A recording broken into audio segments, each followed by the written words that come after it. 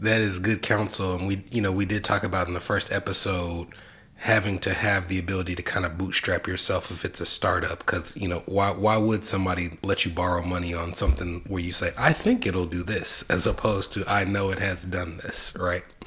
So to me, if you're talking about the loan itself, you mentioned that you had a person who was trying to buy the building in which their business resides and they had a 100% financing opportunity.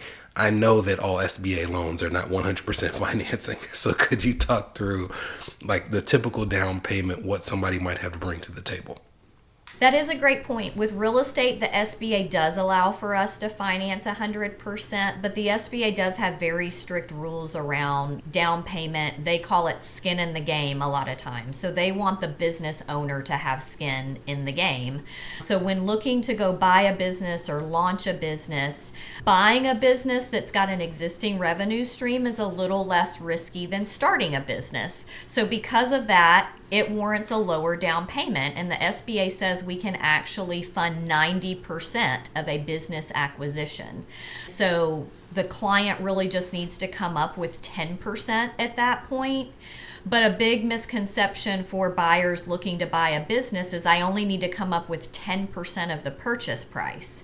And that's not really the case. It's 10% of the total transaction.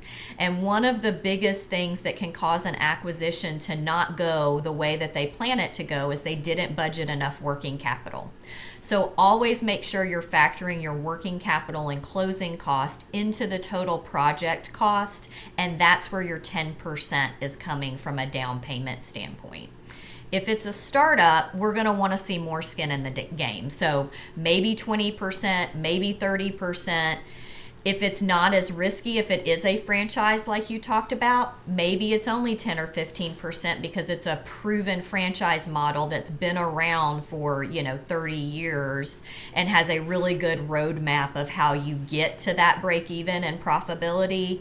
We also do financing where we might require a feasibility study. And if the feasibility study comes back that there's just this huge pent up demand in the community for whatever the product or service is, maybe we require a lower down payment because the feasibility study is showing us that you're going to be able to launch and hit profitability a lot sooner than other business models.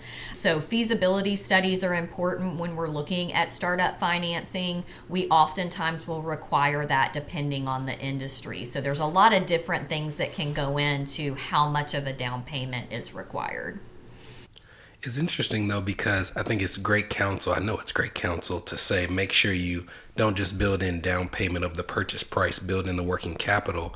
But I still think that that is so surprising to most people. Like you could have $1 million business that maybe $125,000, $150,000 of your money allows you to buy $1 million business potentially.